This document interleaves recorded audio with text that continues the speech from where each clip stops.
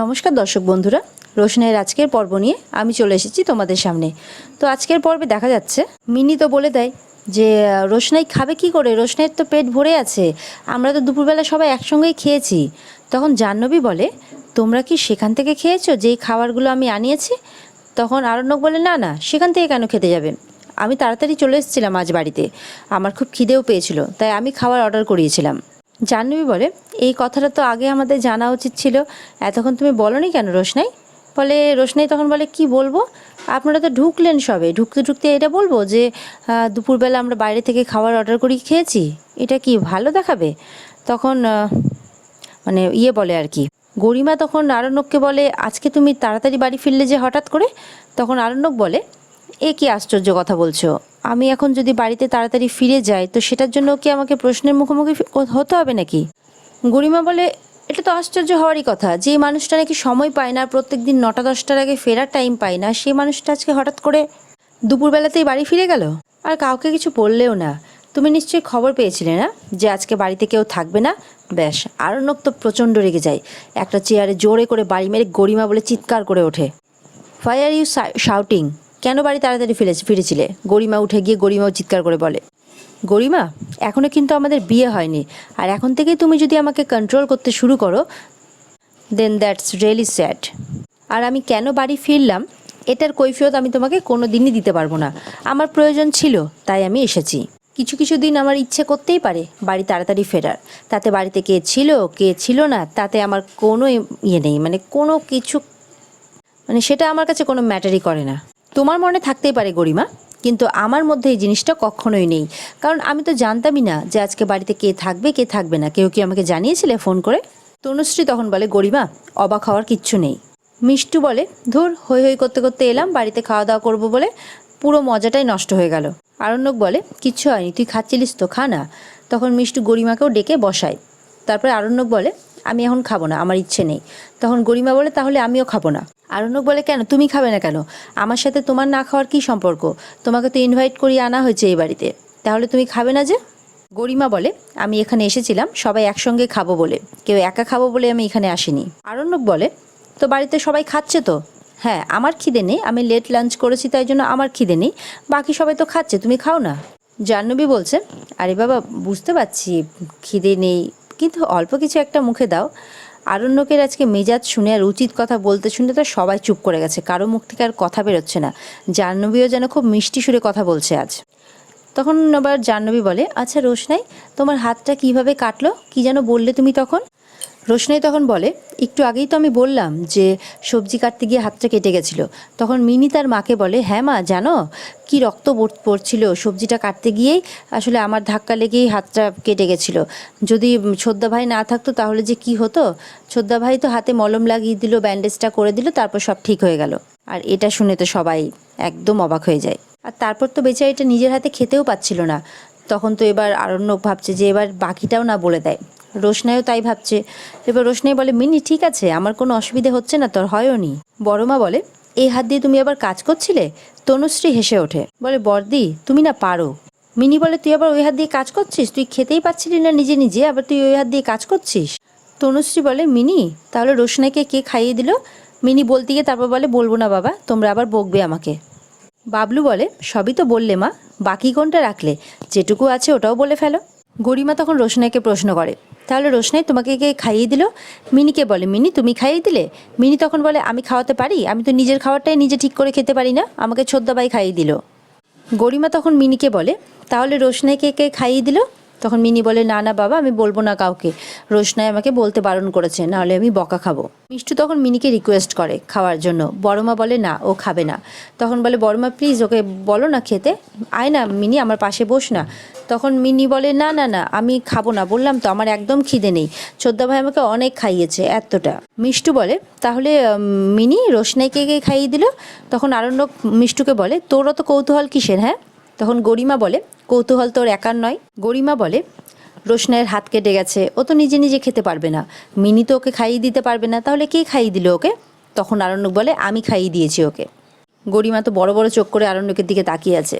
রোশনাইও অবাক হয়ে যায় আর আরণ্যকের দিকে তাকায়, বাকি সব তো একই অবস্থা। জাহ্নবী তখন রোশনাইকে বলে, তুমি বাহাত দিয়ে খেতে পারতে না? তোমাকে বাদশা খাইয়ে দিল আর তুমি খেয়েও নিলে? তোমার লজ্জা করে না? তখন রোশনাই বলে, আমি তো কাউকে খাইয়ে দিতে বলিনি। মিনি তখন বলে, আরে বাবা, তোমরা এত ঝামেলা করছো কেন? শুধুমাত্র ছোদ্দা ভাই রোশনাইকে খাইয়ে দিয়েছে নাকি? রোশনাইও তো খাইয়ে দিয়েছে ছোদ্দা ভাইকে। ব্যাস, এটা শুনে তো সবার একদম কি বলবো, যায় যায় অবস্থা। একদম অবাক চোখে মিনির দিকে তাকাই। মিনি বলে, দুজনেই দুজনকে খাইয়ে দিয়েছে, ব্যাস শোধবোধ হয়ে গেল। তখন বড়মা মিনির মুখটা চেপে ধরে, বলে চুপ চুপ। আর মিনি তো হা হা করে হাসতে থাকে। গরিমা রেগে যায়, বলে তোমার কোন হাতে অসুবিধে ছিল আরণ্যক? আরণ্যক বলে, মিনির সব কথা ধরতে হবে না। তখন গরিমা বলে, মিনি এত কথা ঠিক বললো আর এই কথাটা ভুল বললো? মিনিকে বড়মা বলে, তুমি চুপ করে থাকতে পারো না? দেখো তোমার জন্যই তো আজকে অশান্তিটা হচ্ছে। তখন মিনি বলে, আমি কি ভুলটা বলেছি? রোশনাইকে তো ছোদ্দা ভাই তো একবার আমাকে একবার রোশনাইকে খাইয়ে দিচ্ছিল, আর রোশনাই তো ছোদ্দা ভাইকে খাইয়ে দিল। কী রে, তুই খাইয়ে দিসনি? বল বল। আরণ্যক তো না পারছে মিনিকে আটকাতে, না পারছে কিছু বলতে। রোশনাইয়েরও একই অবস্থা, একবার তাকাচ্ছে মিনির দিকে, একবার তাকাচ্ছে আরণ্যকের দিকে। আর গরিমা তো যেন গটগট করে আরণ্যকের দিকে তো তাকাচ্ছি, রোশনাইয়ের দিকেও তাকিয়ে আছে। আরণ্যক চিৎকার করে বলে, রোশনাই খাওয়াইনি রোশনাই, কারো কিছু বলার আছে? বাবলু বলে, রোশনাই, তুমি সব কিছু শেষ করে দিলে, সব কিছু। আমরা নিহাতি ভদ্রলোক, এত কিছু করার পরেও আমরা তোমার বিয়ের জন্য কেনাকাটা করছি, তোমার বিয়েতে যাতে কোনো ত্রুটি না থাকে সেই চেষ্টা করছি। আর তুমি কি করলে? আমার পরিবারটার কি অবস্থা আজকে দেখো। দুপুরে আমার বাড়িতে কি হয়েছে আমি জানি না, কিন্তু একটা নতুন সংসারে যাবে তো, মনকে সেইভাবে তৈরি করো। ওই নতুন সংসারে গিয়ে না এই পুরনো বাড়ির কথা মনে রেখো না। রোশনাই বলে, এই বাড়ি থেকে চলে গেলে তো আর কোনো প্রশ্নই ওঠে না। আপনারা বিশ্বাস করবেন কিনা জানি না, আমি যখন প্রত্যেক দিন সকালবেলা ঘুম থেকে উঠি তখন থেকে একটাই কথা ভাবি, যে কখন যে আমি এই বাড়ি থেকে যেতে পারবো।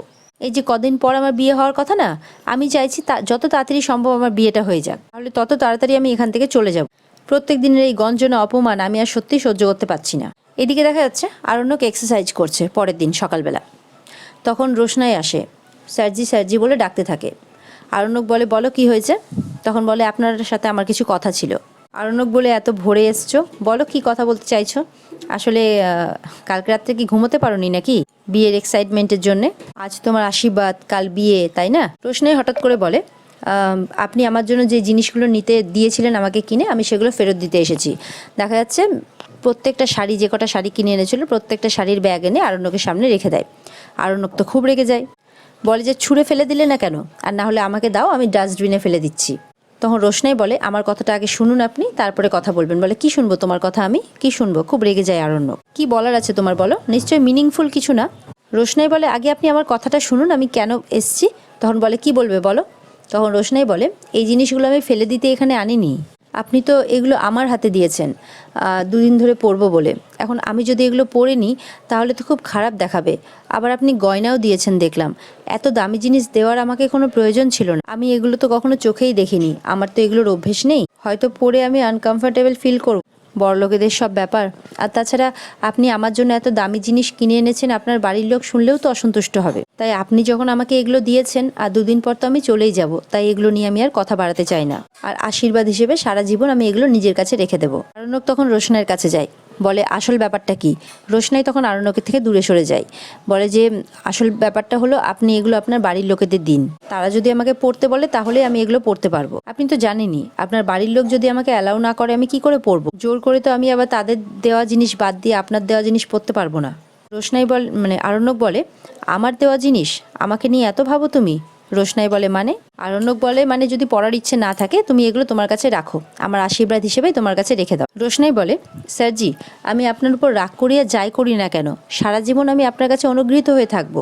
আপনি সারা জীবন আমার জন্য অনেক কিছু করেছেন, আর এই ঋণ আমি কোনোদিনও শোধ করতে পারবো না, কোনোদিনও ভুলতেও পারবো না আমি এগুলো। আপনার দেওয়া জিনিসগুলো আমি আপনাকে ফেরত দিয়ে অপমানও করবো না আপনার, তাই আমি যতটুকু জিনিস নেওয়ার আমি নিয়ে নেবো, বাকিটা আমি মিনিকে দিয়ে দেবো।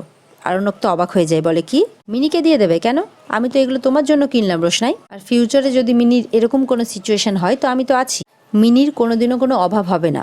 আরণ্যক বলে, তখন রোশনাই বলে, আমি জানি সেটা, ওর কোনোদিনই কোনো অভাব হবে না, কিন্তু ও তো সাজতে খুব ভালোবাসে, তাই ওকে না দিয়ে আমি জিনিসগুলো কিভাবে পরি বলুন? আর মিনিকে ছাড়া তো অন্য কাউকে দেওয়ার স্পর্ধা আমার নেই, তাই আমি এগুলো মিনিকেই দিয়ে যেতে চাই। আর আপনি হার দুল এগুলো যে কিনেছেন, কত টাকা খরচ হয়েছে বলুন তো আপনার? আরণ্যক বলে, সেটা কোনো ফ্যাক্টর না। রোশনাই বলে, আমি জানি স্যারজি, আপনার মন আকাশের মতো বড়, আপনি কাউকে কিছু দিলে তার টাকা নিয়ে ভাবেন না।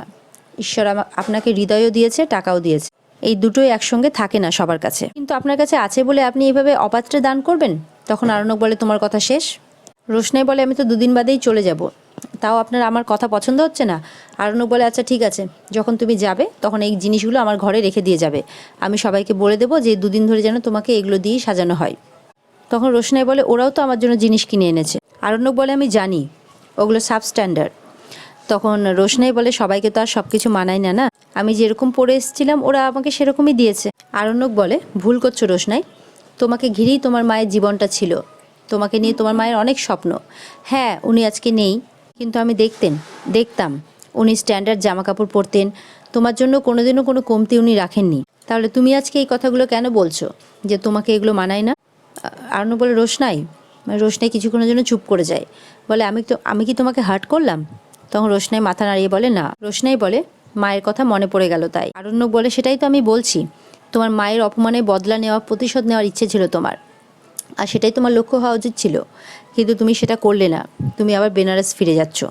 রোশনাই বলে আমি কি করব স্যারজি, আমার কাছে তো কোনো উপায় নেই, ইচ্ছে তো আমার অনেক ছিল, কিন্তু জীবন আমাকে সেই সুযোগ দিল না। আরণ্যক বলে দিয়েছিল রোশনাই, তুমি নিজেই সেই সুযোগটা নাওনি, তুমি নিজেই নিজের জীবনটাকে ধ্বংস করে দিলে, সেই কারণে তোমাকে আমি কোনোদিনও ক্ষমা করতে পারবো না। আমি তোমার জন্য সমস্ত রাস্তা ক্লিয়ার করে দিয়েছিলাম, সমস্ত সুযোগ করে দিয়েছিলাম, কিন্তু তুমি সেগুলোর কিছুই করলে না।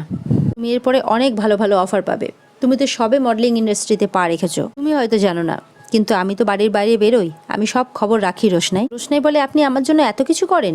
আরণ্যক বলে হ্যাঁ করি, আমি তো তোমাকে বলেছিলাম তুমি একটা অ্যাসাইনমেন্ট করেছো, এরপরে লাইন দিয়ে অ্যাসাইনমেন্ট তোমার জন্য অপেক্ষা করে আছে, আমি তোমাকে বলছি, কিন্তু তুমি তো অন্য কিছু করতে চাও, সব কিছু ছেড়ে তুমি সেই সুযোগটা নিতে পারলে না। রোশনাই বলে আমার আর কিছু হওয়ার নেই স্যারজি।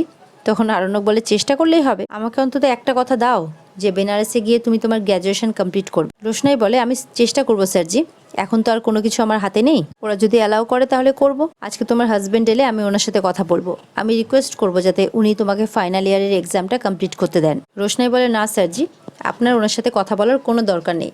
আরণ্যক বলে কেন? রোশনাই বলে কার মনে কি আছে আমরা তো কিছু জানি না, তাই না?